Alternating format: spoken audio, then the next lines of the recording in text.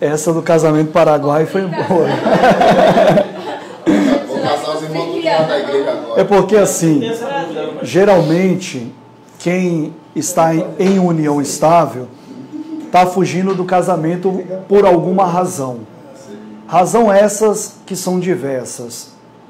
Às vezes não quer casar porque não quer casar. Mas muitas vezes alguém está recebendo um benefício. E aí no casamento perde aquele benefício. Se você perguntar para mim, como pastor, na minha igreja, se esse casamento a gente reconhece, eu vou te dizer que não. União estável, não. E até mesmo para o Estado, o casamento é casamento civil, não é união estável. União estável, ela só existe para garantir direitos, né? Para que o casal, ao se separar, por exemplo, que foi adquirido ali durante de bens, para adquirir direitos de separação, essas questões judiciais, mas para isso. Mas não estão casados também perante o Estado. O casamento é civil. O certo é o civil. O certo é o civil mesmo. O que nós estamos vendo aqui, por exemplo, vamos continuar no curso, o casamento religioso. Esse casamento religioso que nós estamos vendo aqui é aquele que já passou do cartório, que os noivos já foram casados lá no cartório no civil, tá? Não é apenas casado na igreja e pronto, acabou. Não, isso não existe também. Casamento só na igreja não tem valor nenhum para o Estado e também, eu acho que o entendimento de 99% das igrejas também não tem valor também, não é verdade? Todos não concordam? Então, o casamento, ele é apenas um ato, o casamento religioso, ele é apenas um ato, podemos até dizer, de fé, né? Que a pessoa, segundo a fé dela, o entendimento dela, ela vai estar diante de Deus ali, fazendo os seus votos, os votos do matrimônio, né? E naquele momento, eles prometem a Deus ali, é tão importante essa questão, né? Que a gente promete tanta coisa naquele momento, né? Vai cuidar, tal. Sim. É tão bonito o sim, né? Amar na doença. Sim. Estou cumprindo 85%. E podemos dizer que Deus está anotando tudo ali, ok? Tá certo, tá prometido, né? Então, é algo muito sério, né? E o casamento religioso é isso. Ele é aquele que já passou pelo civil e que agora é um ato de fé, podemos dizer assim. Esse ato de fé, que é o casamento religioso, eu estou usando essa expressão, mas poderia ser usado outras, tá?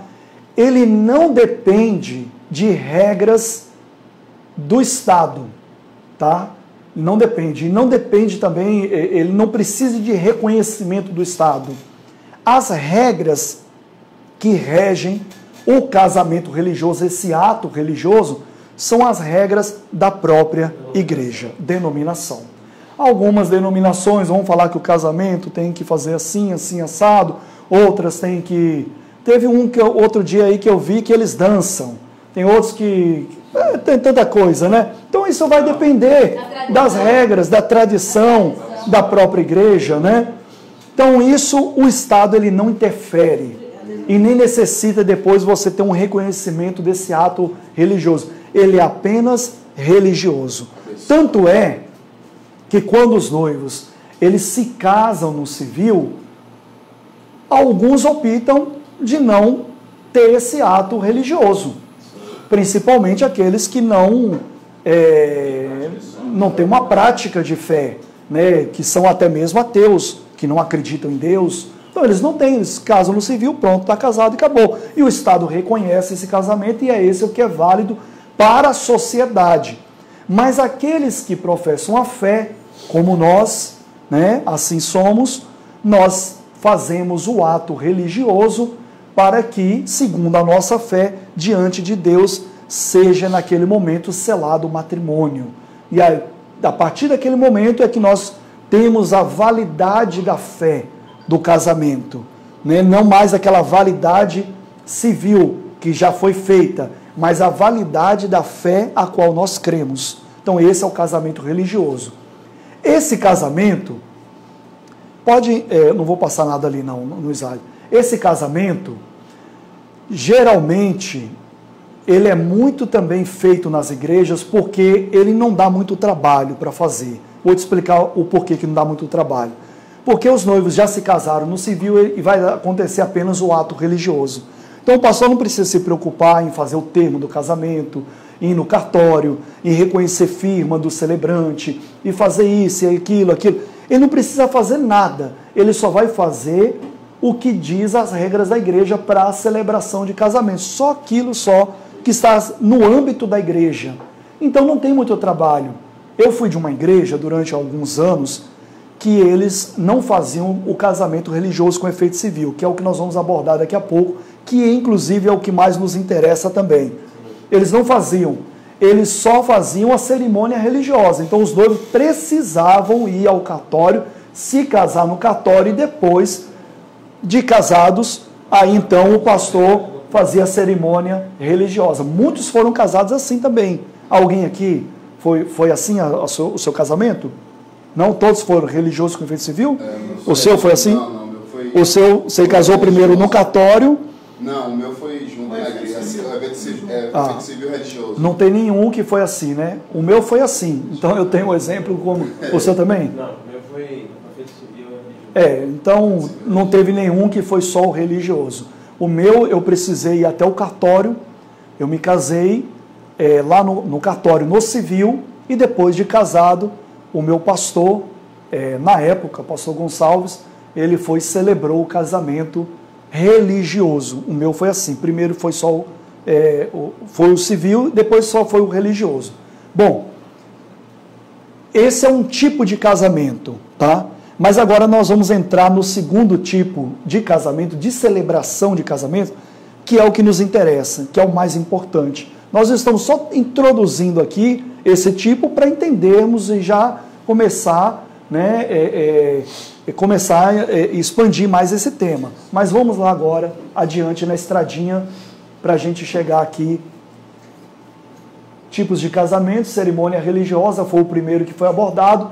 Agora nós vamos abordar o segundo, o casamento religioso com efeito civil.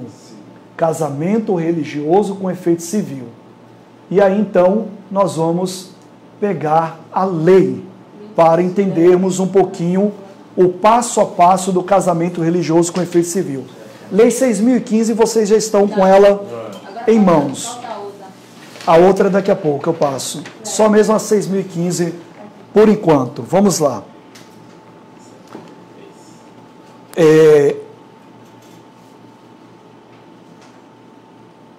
Do registro do casamento religioso para efeitos civis. Então perceba, antes de fazermos a leitura, perceba que o tema aqui é o registro dos casamentos religiosos para ter um efeito civil. Quando se fala em casamento religioso com efeito civil, está se falando de um casamento religioso que pode ter a sua validação, o seu efeito civil ou não. Pode ter ou não, tá? O casamento religioso com efeito civil não é só assim, casamento religioso com efeito civil, faz na igreja, está reconhecido no civil, não é só isso. Ele pode ter o efeito civil ou não.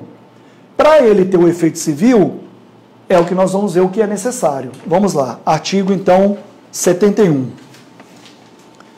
Os nubentes habilitados para o casamento poderão pedir ao oficial que lhe forneça a respectiva certidão para se casarem perante a autoridade ou ministro religioso, nela mencionando o prazo legal de validade da habilitação. Primeira informação nós temos aqui então. É necessário uma habilitação para ter casamento religioso com efeito civil, ok? Necessário ter o que então? Habilitação. Para ter habilitação, eu tenho que ir ao cartório. Nesse caso, pode ir o celebrante ou os noivos. Qualquer uma das duas partes pode ir fazer isso que eu vou falar, tá? Suponhamos que você vá. Você tem que levar os documentos dos noivos, entre eles o documento de identidade, certidão de nascimento, Procuração, não. Não. Pedem, geralmente, quando vai os noivos, eles geralmente pedem o documento do pastor. Isso, é isso que eu vou explicar. A questão do documento do pastor, que ele, como celebrante, não necessita de procuração. Então, geralmente são esses documentos. Antigamente tinha até um probleminha que quando você ia se casar, a certidão de nascimento tem que estar atualizada, né? 6 meses, né? Então tinha ainda esse problema, ainda é assim. Só que o problema que eu falo que tinha é que era uma dificuldade para você pegar a sua certidão. Por exemplo, ainda é, mas nem tanto. Eu vou explicar por que não. Eu, por exemplo, quando eu me casei, eu tive que ir lá em São Paulo pegar a certidão de nascimento, porque eu nasci lá. Aí eu tive que ir lá no cartório, na Vila Prudente, tal, e fui lá pegar a certidão. Hoje, existe cartórios, tem nos cartórios esse serviço que você pode encomendar a certidão. E eles fazem esse tipo, você vai pagar por isso, mas você já não precisa pegar o avião, no meu caso, como foi, e ir para lá e ter todo essa questão, esse trabalho. Ainda assim, é trabalhoso, você tem que agilizar a sua documentação. Um dos documentos também é que você precisa comprovar a residência no local que você vai pedir dar entrada no seu casamento. Então tem que ser próximo da sua residência, da residência dos noivos, melhor dizendo, de um dos noivos, porque um pode morar aqui e outro em Camaçari. Então ou faz o registro no cartório daqui ou de Camaçari, próximo da residência de um dos noivos. Então você vai lá, leva os documentos, certidão de nascimento, RG, comprovante de residência de um dos noivos, próximo àquele ofício, aquele cartório, e dá entrada no casamento. Tá? O oficial do cartório vai verificar a documentação e depois vai te dar um prazo para você retornar lá para pegar a habilitação, que é esse documento que nós estamos falando que se faz necessário para que exista o casamento religioso com o efeito civil. Para que tenha esse efeito civil, precisa da habilitação. Então, depois que o pastor, o celebrante, né, ou os noivos retornar ao cartório e pegar essa habilitação, que é o documento, como já diz o nome, habilitação, que comprova que eles estão habilitados a se casarem, ou seja, não tem impedimento nenhum, aí sim, leva para o local do casamento e já pode, a partir daquela data, com data de retorno já prevista, para voltar lá e requerer a certidão de casamento, que ainda não é a certidão de casamento, é apenas uma habilitação. Eles estão habilitados a se casarem. Depois do casamento, se tudo ocorrer certinho, é que vai ter o efeito civil, o cartório vai reconhecer e emitir definitivamente o quê? A certidão do casamento. Ok? Então, você vai lá, pegou a habilitação. Então, você já tem ali o prazo para celebrar o casamento. Então, vamos lá. Artigo 7.2. Agora, nós vamos ver um outro documento que se faz necessário para o casamento religioso ter o efeito civil, né? Nessa modalidade do casamento religioso com efeito civil. Artigo 7.2. O termo ou assento do casamento religioso, subscrito pela autoridade ou ministro que o celebrar, pelos nubentes e por duas testemunhas, conterá os requisitos do artigo 71, exceto o quinto.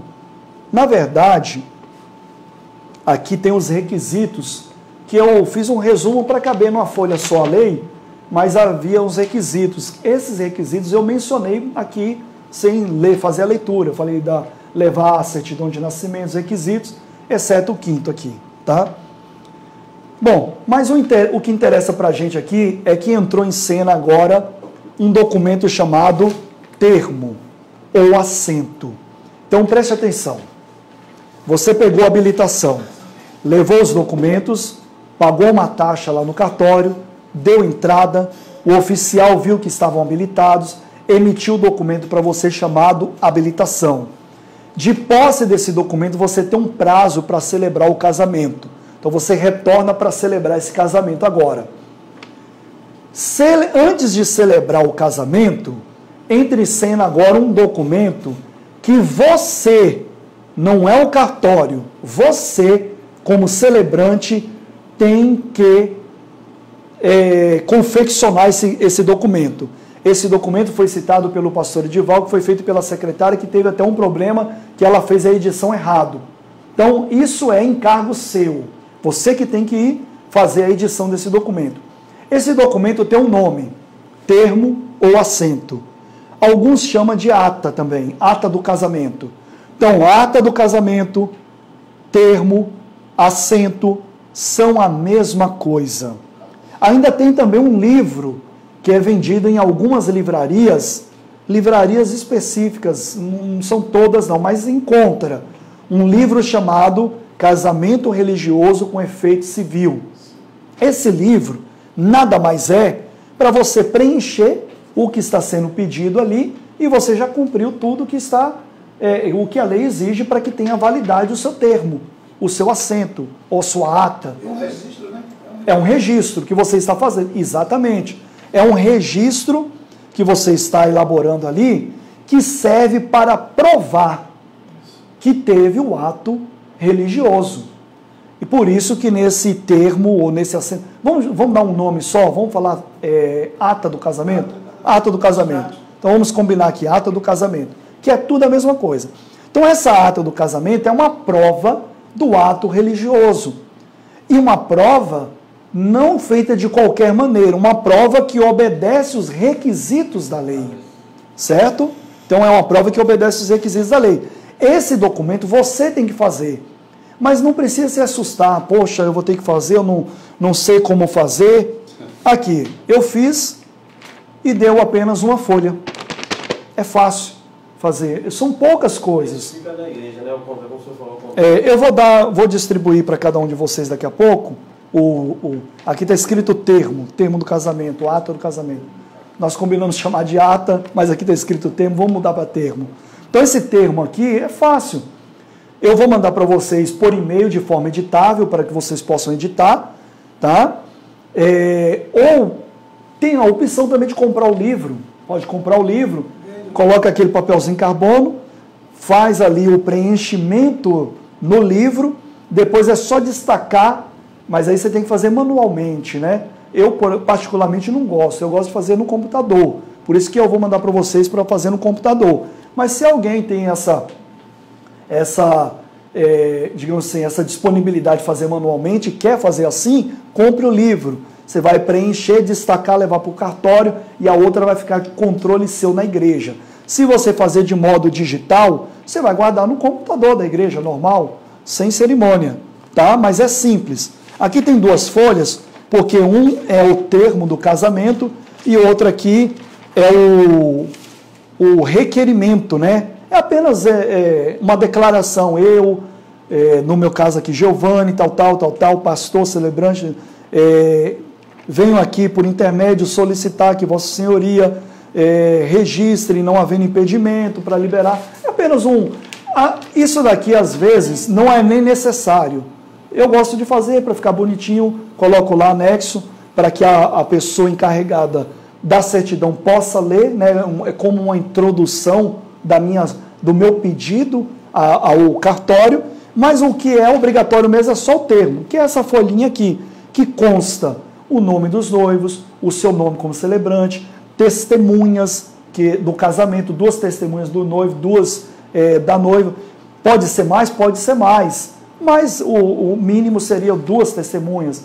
O endereço do local onde foi feito, só isso que a lei pede, que discrimine tudo nisso no termo, né, do casamento, para que possa ser levado lá no cartório e o cartório então vai de posse desse termo e da habilitação que já foi emitida por eles lá, validar esse casamento religioso. É por isso que nesse momento ele tem o quê? O efeito civil. Ou seja, ele ganhou naquele momento o efeito civil. Então esses 2 documentos são importantes. Pode falar. Só frisando, quando a gente manda esse documento para de organização, lá eles perguntam união de bens, Sim, sim. No termo, tem que estar discriminado isso também. É porque eu não estou detalhando item por item, Não, assim. Isso porque uma amiga minha foi Mas tem que ter. Foi casar, e assim, ela é divorciada e o marido divorciado, os dois Sim. divorciados. E tem filho menor. Como tem filho menor e tem bens, ambas as partes, aí lá eles, no cartório, que ela queria união de bens. Só que, por motivo de já ter contraído bem antes, com o casamento anterior, tinha que ser separação. Aí é tanto que teve um problema que quase que a data não sai. Mas essa orientação aí... O oficial de justiça não liberou, o juiz não liberou, porque tem que botar separação total de bens. Essa orientação aí tem que ser... você tem que ter lá no cartório. Porque o oficial do registro lá, ele vai verificar tudo isso. Aí é importante isso que a irmã está falando. Como, por exemplo, aqui foi casamento... Aqui foi, por exemplo, o casamento sobre o regime de comunhão parcial de bens. Esse aqui foi o casamento. Tem que estar discriminado. É como eu falei, eu não estou abordando item por item, eu estou frisando mais a parte documental que se faz necessário, mas tem que ter isso aqui também. Aqui, por exemplo, a pessoa era divorciada, tal, e teve essa questão. Programação. Aí quando você chega lá para o celebrante chega lá, não tem essa informação que passou do cartório, aí ele se atrapalha porque vai mais 15 dias para frente, eles prorrogam, querem mudar a data. Isso. Pode falar. O pastor, ao mesmo tempo, podem estar juntos tanto o juiz de paz oficial como o juiz de paz eclesiástico fazendo a cerimônia juntos? Pode? Pode. E essa sua pergunta é uma questão que nós vamos abordar daqui a pouquinho na parte final também. Nós vamos abordar sobre isso daí, que é aí que entra a questão do entendimento da prestação de serviço que um juiz de paz eclesiástico pode prestar. Tá? Então segura aí que a gente vai pegar essa parte aí.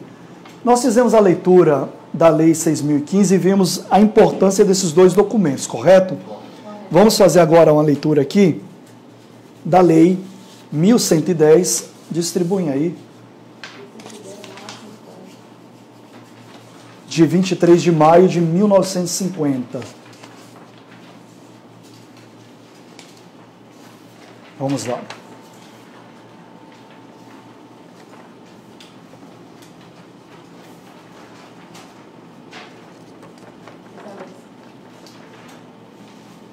Todos pegaram? Certinho? Então vamos lá. Artigo 1º. O casamento religioso equivalerá ao civil se observadas as prescrições desta lei. Então veja que tem um se aqui, né? Ele equivalerá ao civil se. Ou seja, ele vai ter o efeito civil se observadas as prescrições dessa lei. Por isso é muito importante, né, esse estudo que nós estamos fazendo aqui, para ter o conhecimento e observar o que está sendo pedido. Agora perceba que também não é algo de se assustar, porque são poucas coisas, vocês concordam comigo? Pouquíssimas coisas que, se você parar uma hora para dar uma lida, fazer uma pesquisa sobre o artigo, cada artigo desse daqui, você vai ter um entendimento fácil de tudo isso aqui, como nós já estamos tendo aqui, tá? Se aperfeiçoar mais, né? Se aperfeiçoar mais, exatamente. Mas o que eu quero pegar aqui é a questão agora que trata o artigo 3º. Artigo 3º. Perceba que aqui tem alguns parágrafos, né? Artigo 3º. Então vamos lá. Nos 3 meses imediatos à entrega da certidão, a que se refere o artigo anterior, o celebrante do casamento religioso ou qualquer interessado poderá requerer a sua inscrição no registro público. Então veja que existe aqui o que eu quero chamar a atenção agora, é que tem uma data para isso. Você não pode, depois que foi emitida a habilitação lá no cartório, achar que você tem aí o ano todo para celebrar o casamento. Você tem que orientar os noivos que existe uma data para isso.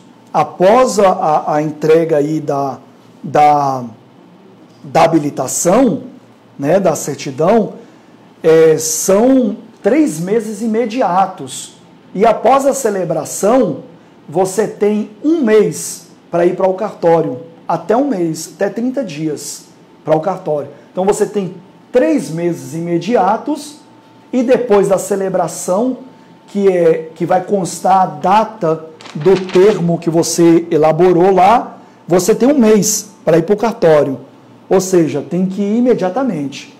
Porque o que pode acontecer se você não for imediatamente? Simplesmente é cancelado. Tem que fazer o processo todo de novo. Agora, pare e pense comigo. É constrangedor. Porque o casamento é algo assim muito, digamos assim, é um momento especial da vida da pessoa. Principalmente para o cristão que quer casar uma vez só. Então é aquele momento, é um momento único, é um momento que tem muita expectativa. E você dá um deslize desse por causa de uma data e perder todo aquele processo, é constrangedor para você, é o seu nome que vai estar ali sendo, até mesmo depois ali, mal falado, né, pelas pessoas. Vão falar, poxa, aquele pastor não me deu orientação. Então é importante você, para orientar, né, aos noivos também. Então essa é a questão da importância, tá? Bom, fora isso, vocês estão com a lei aí, deixa eu passar aqui agora. Ainda está exigindo a questão de reconhecimento de firma? É o que eu vou falar agora.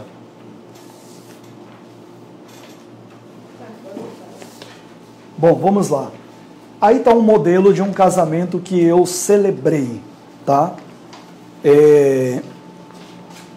Vocês podem ver que depois que nós fizermos a leitura dessas 2 leis que tratam da cerimônia religiosa, né, do casamento religioso com efeito civil, vocês vão ver que nessa simples folha está se cumprindo tudo.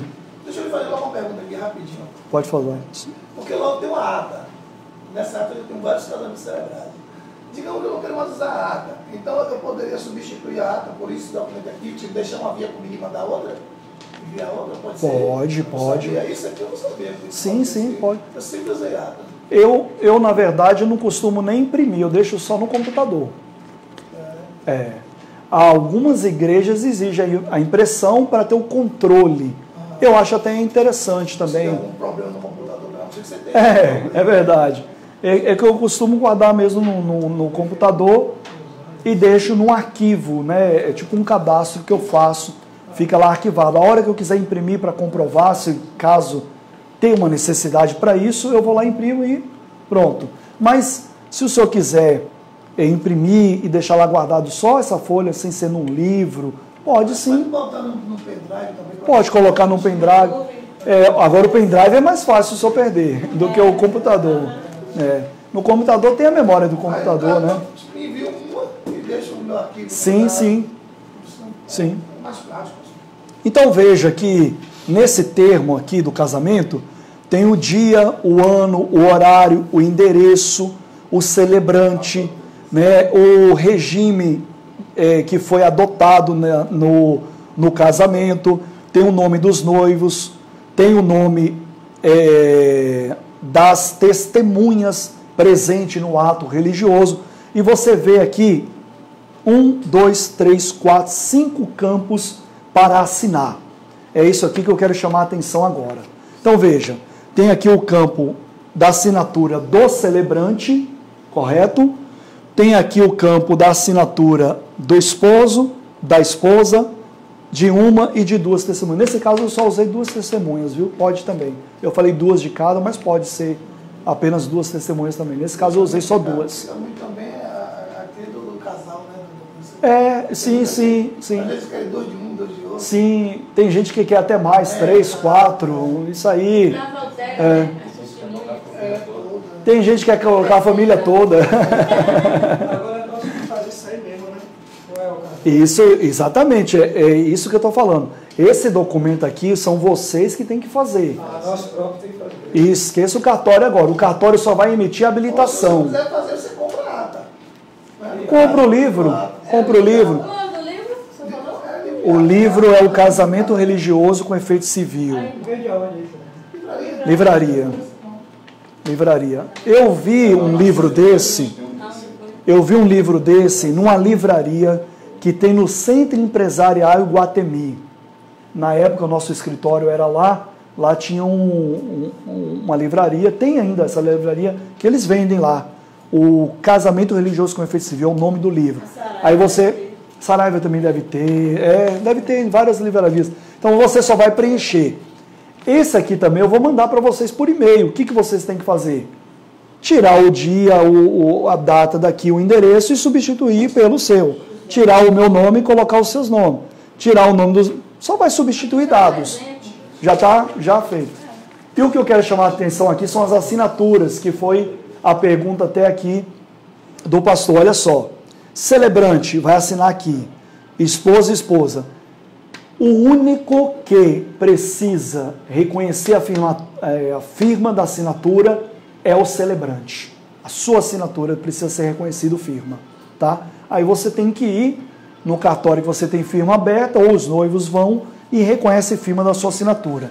Senão não tem validade. Tá? E precisa ter também as testemunhas do jeito que está aqui. Testemunhas, assinarem tudo certinho. Quer dizer que não precisa mais o noivo ir para um cartório onde ele tem firma aberta para fazer nada? Não precisa. O celebrante é o único a reconhecer firma. Ok? Pessoal, vamos agora aqui à chave do curso. Tá? Aonde nós vamos chegar aqui com um juiz de paz eclesiástico, tá? É onde nós vamos chegar aqui agora. Deixa eu ver aqui no slide o que tem mais aqui. Pronto. A representação do ministro de confissão religiosa do juiz de paz, nomeação ao título honorífico. Olhem para cá. Olha só, quando você vai até um cartório para se casar no civil, quem é que celebra o casamento lá no cartório? O juiz de paz. Foi o que nós aprendemos. O juiz de paz oficial. Ele é o que vai celebrar o casamento civil reconhecido pelo Estado. Aí sim você está casado, certo? Quando o ministro de confissão religiosa ele tem autorização dada pelo cartório através da habilitação dos noivos para celebrar o casamento com aquela perspectiva de ter o efeito civil, quando ele está inserido nesse contexto, nesse momento ele está recebendo uma autorização, tá? De representar quem? O juiz de paz lá do cartório.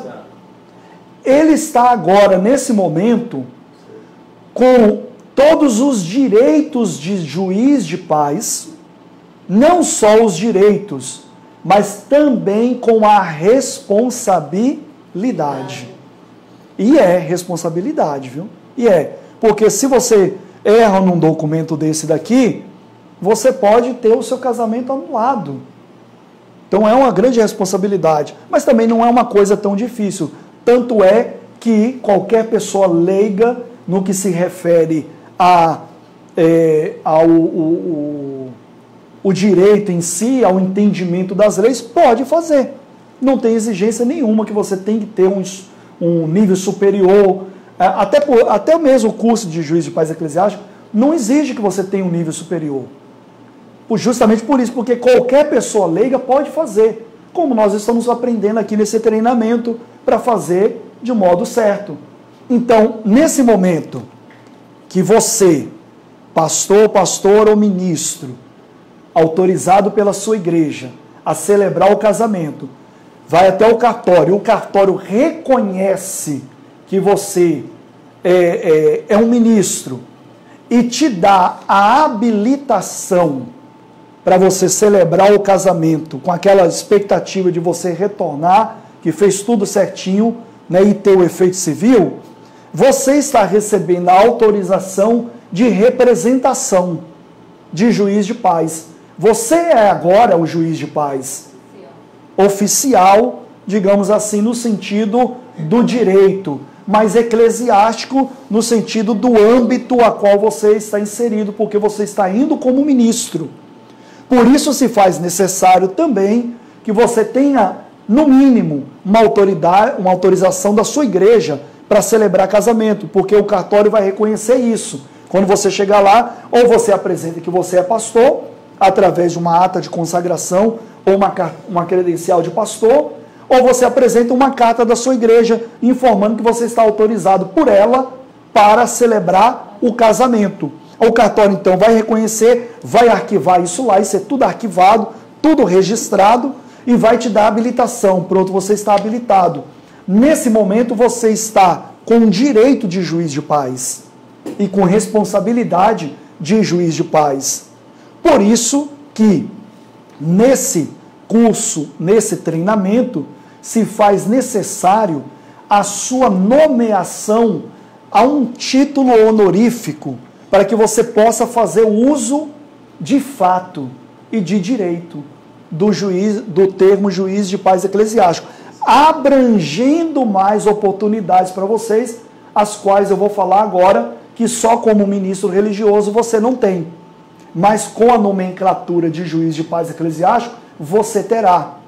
Isso é importante, é aqui que vem a importância do curso e os benefícios também que traz, porque se não fizesse diferença nenhuma, não se fazia necessário, não precisaria ter, mas tem os benefícios, as quais nós vamos falar agora, mas primeiro eu vou falar ainda da representatividade.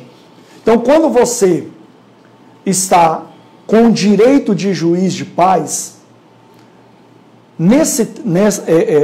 você pode, por uma instituição como a nossa, devidamente registrada, válida, por falar nisso, nossa instituição, ela tem mais de 10 anos já de registro, de licenciamento. Qualquer lugar do Brasil que vocês forem, a documentação é válida, e até mesmo fora do país também, em alguns países, essa documentação é válida. Vocês podem ficar tranquilos em relação a isso, que a instituição é uma instituição que tem todos os seus registros devidos, tá? Então, através dessa instituição, vocês serão nomeados ao título honorífico de juiz de paz eclesiástico. O que significa isso? Título honorífico. Honorífico vem de honra. É quando uma pessoa ela tem a honra de receber aquilo que só receberia por outros meios. Como, por exemplo, nós temos o costume de chamar de doutor o advogado, de doutor o médico, o psicólogo, o dentista, mas, na verdade, ao pé da letra, né? Digamos assim, é costume, então não tem problema também. Mas ao pé da letra, doutor é quem faz o quê? O doutorado.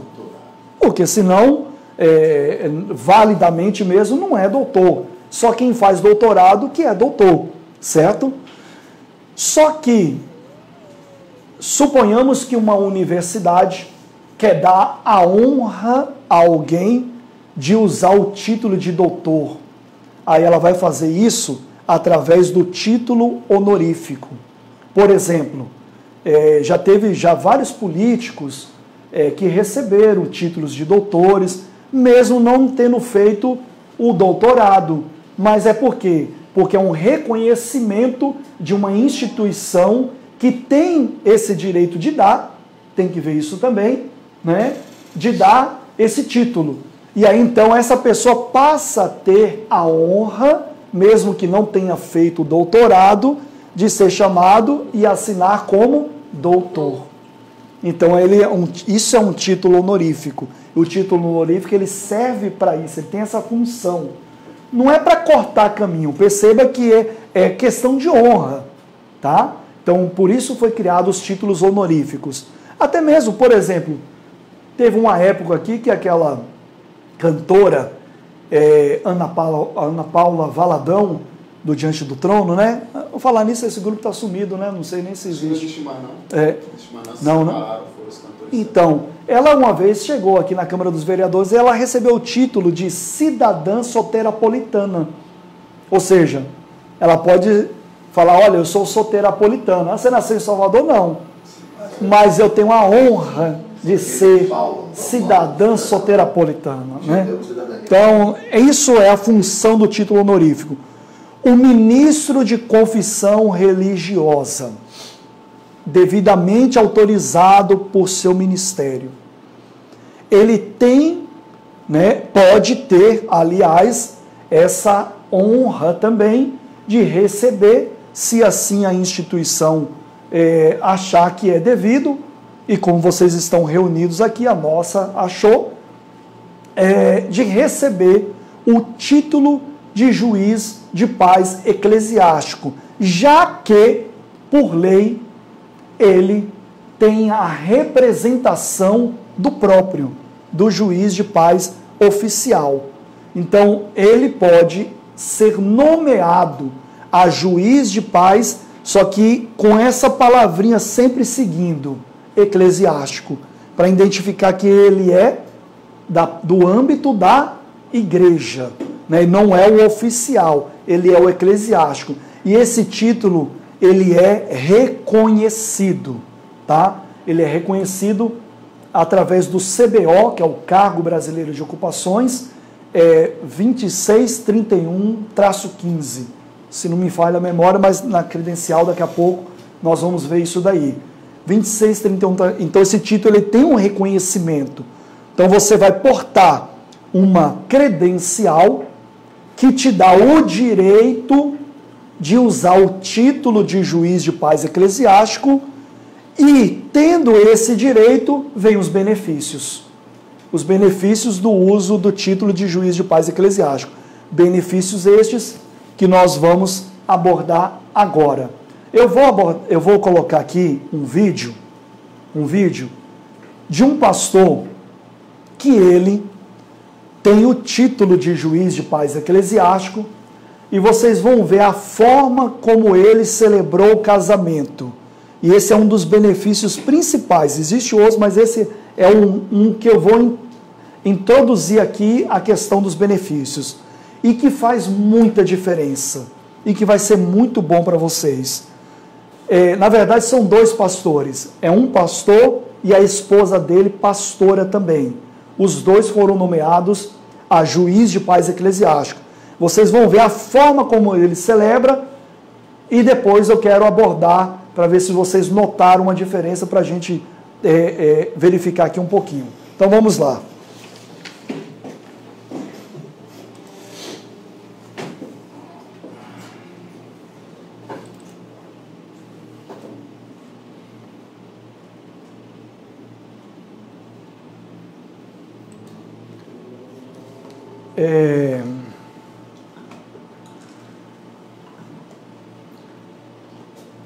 Acho que a caixa está desligada. Pode ligar ali para mim, por favor? É aqui, ó. Isso, aperta aí. Aperta de novo. Aí, peraí. É mau contato. Tem que ver qual é o... Aí, ó. Aí. Aqui é o volume. Então aumenta no último aí.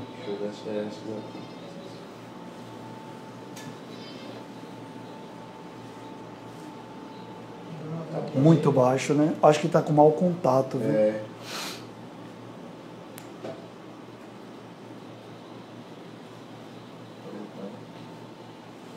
Foi não? Não foi.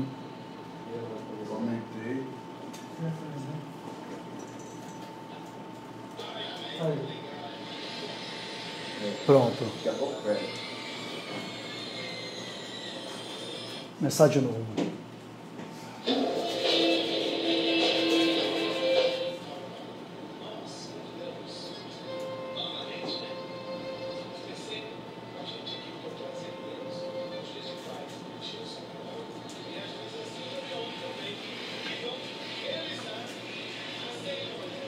Então perceba que esses pastores, eles estão em um programa de televisão. Na época era esse Netinho, né? Netinho que fazia no SBT. E nesse quadro ele está ali realizando casamentos. Perceba que ele faz menção do título, né? Nós estamos recebendo aqui o juiz de paz, cita o nome dele, a juíza de paz Silva Biondo, acho que é assim que pronuncia, né? E aí faz menção disso daí. E vamos dar continuidade. Eu vou narrando aqui um pouquinho para dar um entendimento mais claro.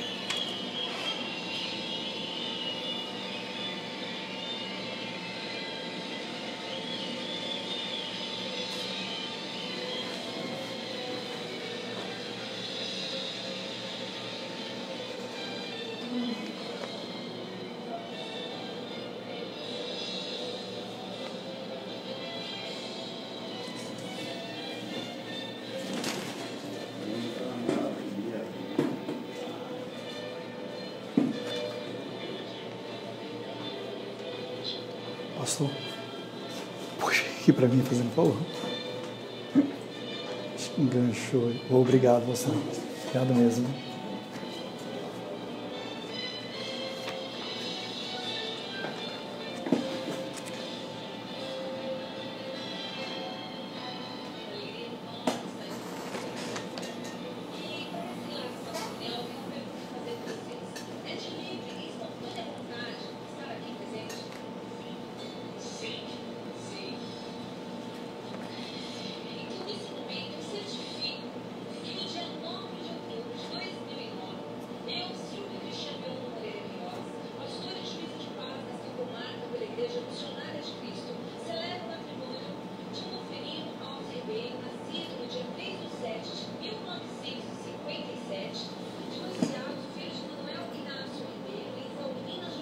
Então perceba o seguinte, ela está celebrando o casamento ali, certo?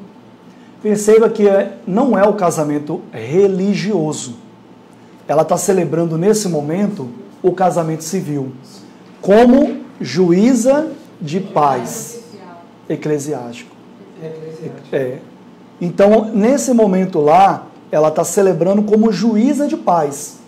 Ela não celebra, ela não faz o ato religioso, é como juíza de paz. E aí eu quero chamar a atenção que o pastor, o esposo dela, né, está aguardando ela terminar o casamento civil para iniciar então o ato religioso. Foi feita uma pergunta aqui, né? Se um juiz... foi a irmã Dora. Se o juiz de paz oficial do cartório pode celebrar o casamento juntamente com o juiz de paz eclesiástico? Pode. Mas dessa maneira já não se faz mais necessário, porque ele próprio é o juiz de paz. Eu vou explicar um pouquinho mais. Se você é pastor, não tem o juiz de paz eclesiástico, você vai fazer o ato religioso, você não vai fazer o casamento civil. Você vai fazer só o ato religioso para ter o efeito civil. De qualquer maneira, aí também vai ter requerer o efeito civil, mas o ato em si é diferente. O ato em si é diferente. Se você for pastor, ou os noivos quiserem que faça 2 cerimônias em uma, e isso é pouco utilizado, porque é muito caro de se fazer assim. O juiz de paz oficial lá do cartório, ele pode vir e celebrar o casamento civil lá na cerimônia religiosa, ele pode vir. Só que para ele vir, ele cobra por isso, tá? Em média, para você contratar um juiz de paz oficial do cartório para ir lá na sua cerimônia, para que seja realizado 2 cerimônias em uma, que é bonita, você vê, ganha digamos assim, é diferente, né? Fica bonito. E aquilo que a gente abordou no início, o casamento é único. As pessoas querem um casamento bonito, né? As pessoas querem, principalmente a mulher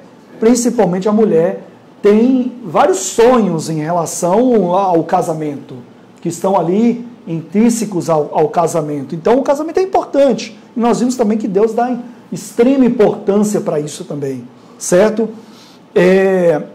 Se você convidar um juiz de paz oficial para ir lá na cerimônia, ele cobra, em média, ele vai cobrar de R$ 1.500 a R$ 2.500 só para ir lá celebrar o casamento civil lá no espaço onde você vai ter o ato religioso. Aí você vai ter uma cerimônia bonita, certo? Uma bonita, porque são 2 cerimônias em uma, então ganha um corpo diferente, o ato em si fica bem bacana. Mas é uma cerimônia cara. Vocês não concordam? A cerimônia é cara, porque os noivos já têm tantos gastos com o ato, com a festa, pós o ato, que alguns optam em fazer a festa. Então é muito gasto para isso, certo? Aqui já entra um benefício. Você, como juiz de paz eclesiástico, você poderá fazer as 2 cerimônias em uma. Como juiz de paz eclesiástico, a cerimônia civil, tá? E depois, como autoridade religiosa, a cerimônia religiosa. Ali, por exemplo, é um programa de TV, é lógico que eles fizeram um pouco corrido, mas você pode preparar uma cerimônia mais bem encorpada, como por exemplo, eu já fiz algumas cerimônias assim, eu separo 2 ambientes. Eu separo um ambiente da cerimônia civil, como eu celebro sozinho, né? No caso ali são 2, pode ser dividido também, mas eu estou falando no meu caso que costumo celebrar sozinho.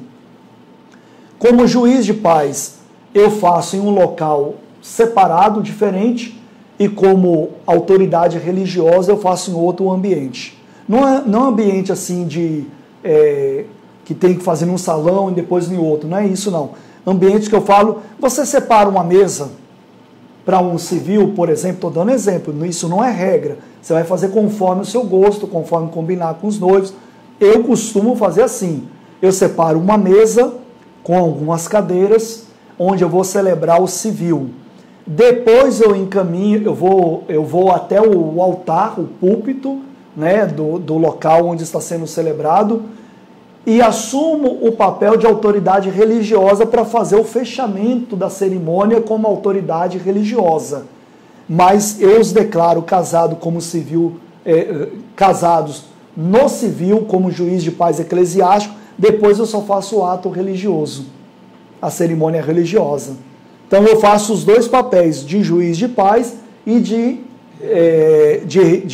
autoridade religiosa, no caso pastor evangélico. Né? Então, dá para fazer assim também.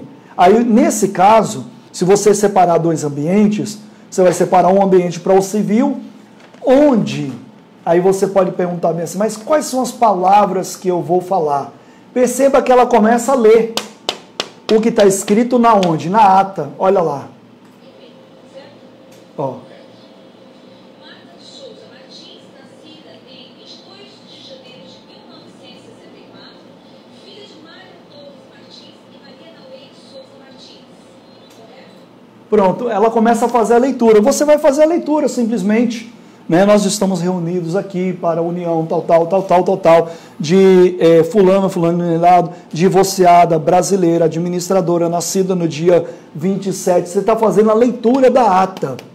Tá? Correto, certo, ok. Aí você vai, lógico, vai estudar um pouquinho, se você quiser acrescentar mais algumas palavras e tal, se aperfeiçoar como celebrante, mas perceba o desfecho disso daí, ó.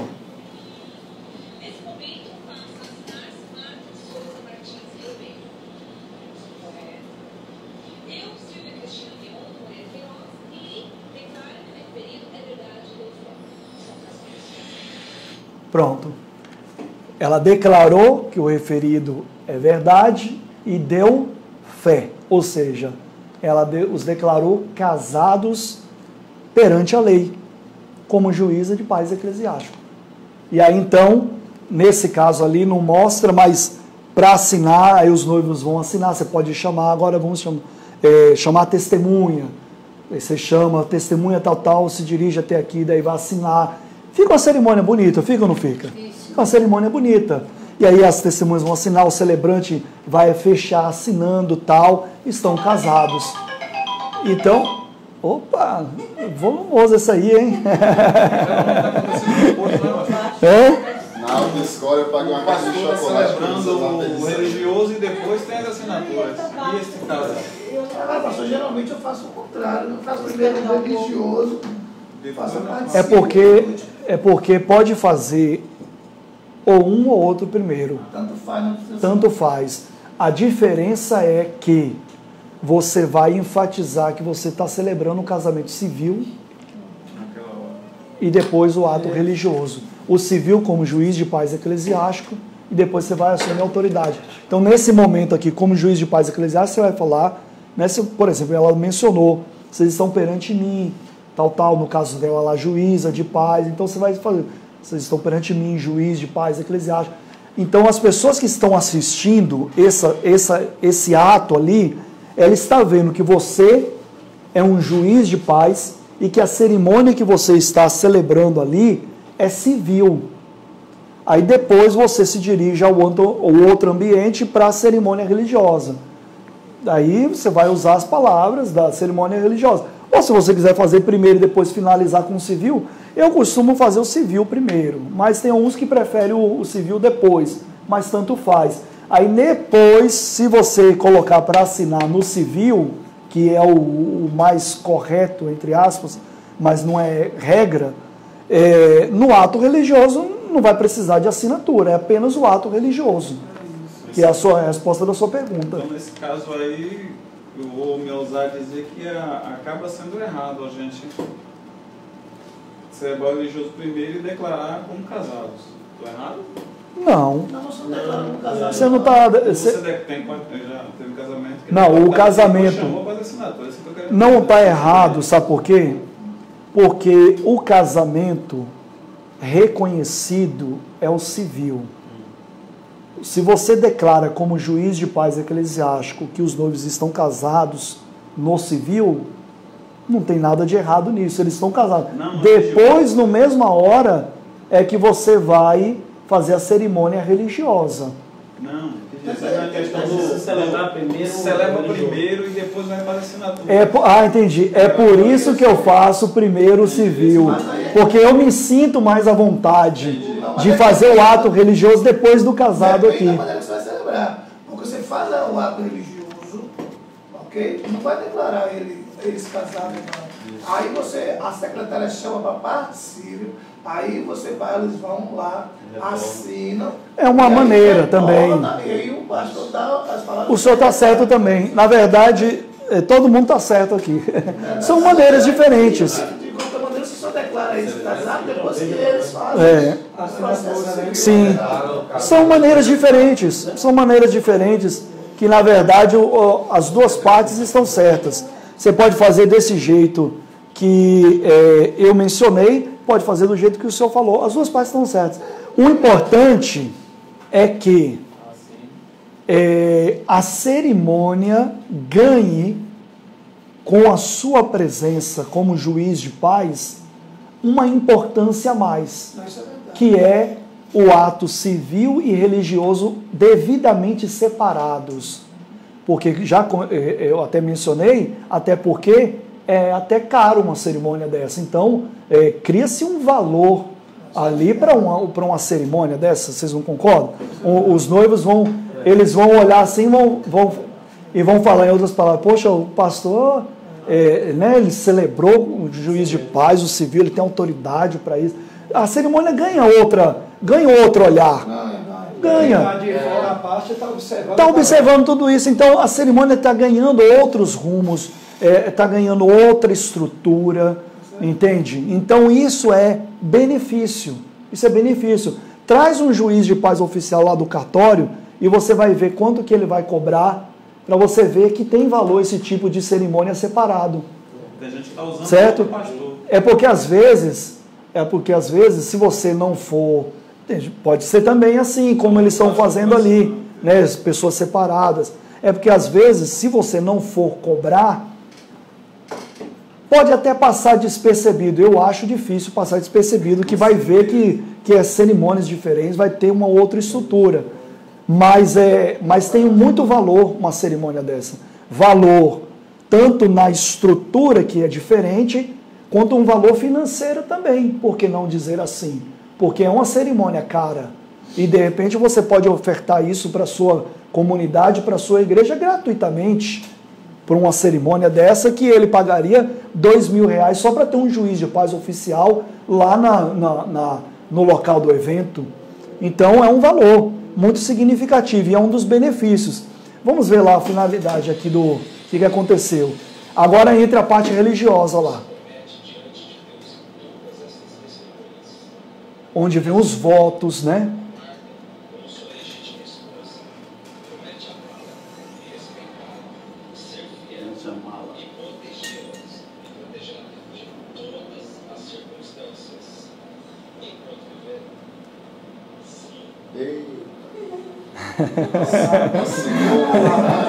A responsabilidade total é isso aí.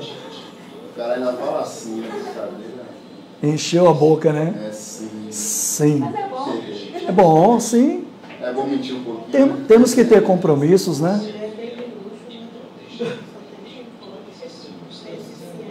Mas também não são todos, né? Eu estou levando a sério mesmo.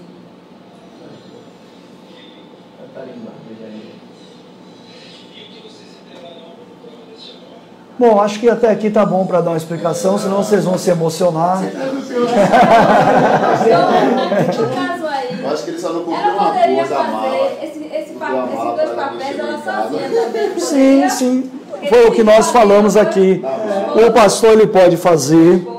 Faz Sim. primeiro um e depois faz o outro. Tanto faz também a ordem, se é o civil primeiro e o religioso depois, se é o religioso primeiro ou o civil depois. Tem que fazer da forma que você se sinta à vontade, que você tem, que você acha. Depois que assina todos aqueles termos ali, civil religioso, ainda tem que levar lá no cartório de novo, né? Bom, para registrar lá tudo. Vamos chegar a essa parte agora. Terminou o ato, a cerimônia. O documento está redigido, já está assinado. Você, como celebrante, tem que ir lá e reconhecer firma da sua assinatura. E aí agora tem que levar para o cartório esse documento aqui, juntamente com a habilitação, tá? Você, como celebrante, pode levar para requerer a certidão ou os noivos, tanto um como o outro, certo? Aí você leva lá, pronto, está aqui, dá entrada lá, depois volta para pegar a certidão. Só isso.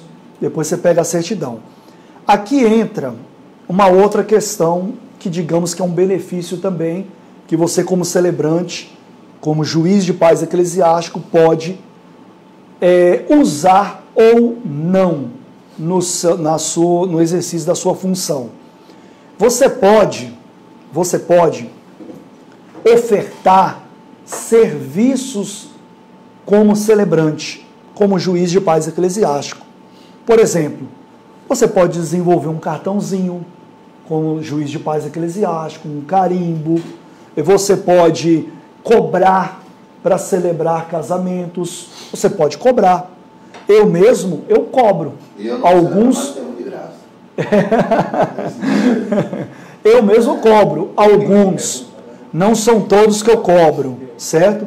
Mas alguns que... Porque assim, de vez em quando eu recebo um convite. Pode celebrar meu casamento? Aí eu sento com os noivos e vou explicar para eles as formas que a gente pode entrar em um acordo. Quais são as formas?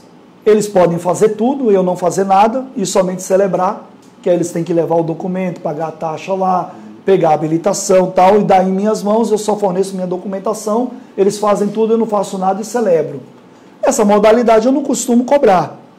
Agora, tem aqueles que preferem que você faça tudo, até mesmo para deixar essa parte com você e se preocupar com outras questões. Então ele vai pagar por isso. Geralmente eu cobro. Eu cobro em média R$ 1.500 para fazer isso. Tá? Aí eu faço tudo também. Pego os noivos, falo, ó, vocês precisam me dar isso, os documentos. Isso que nós falamos aqui, RG, data de nascimento, comprovante de residência. Aí eu vou lá, esse valor que eu cobro já está inclusa a taxa que eu vou pagar lá no cartório. E a minha gasolina que eu vou ir lá e voltar várias vezes. Né? Então é trabalhoso. É trabalhoso. Por isso que é cobrado, porque é trabalhoso.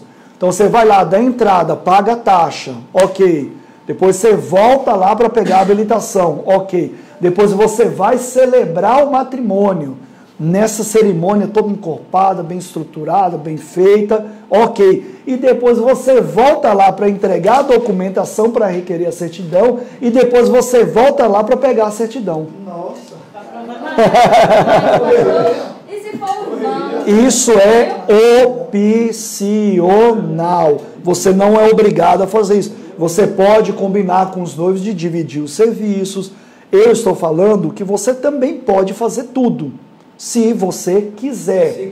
E se você quiser cobrar por isso, porque vai te dar um trabalhão, aí você vai cobrar por isso e vai dizer o seu valor.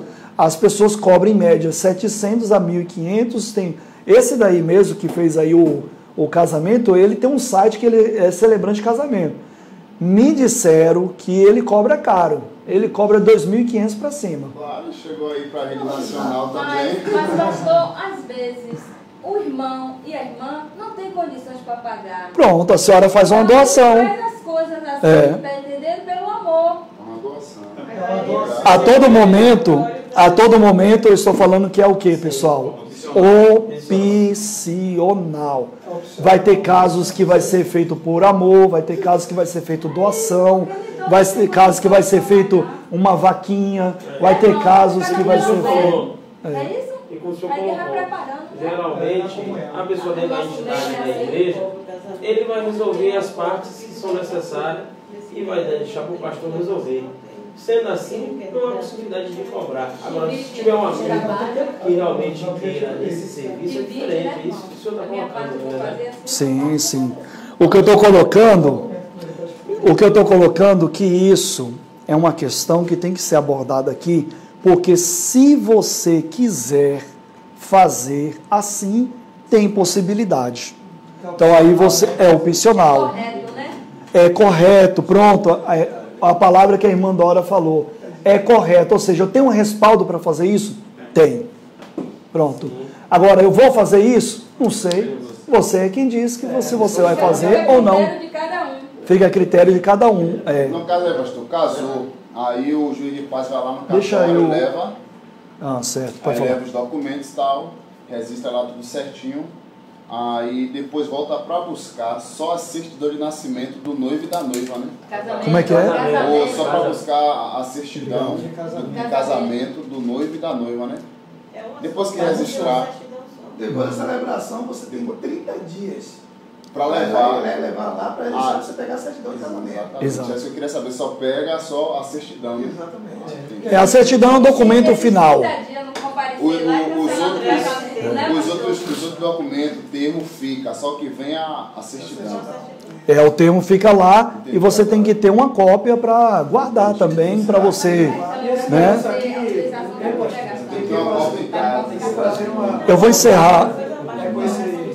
Eu vou encerrar aqui a transmissão no Face.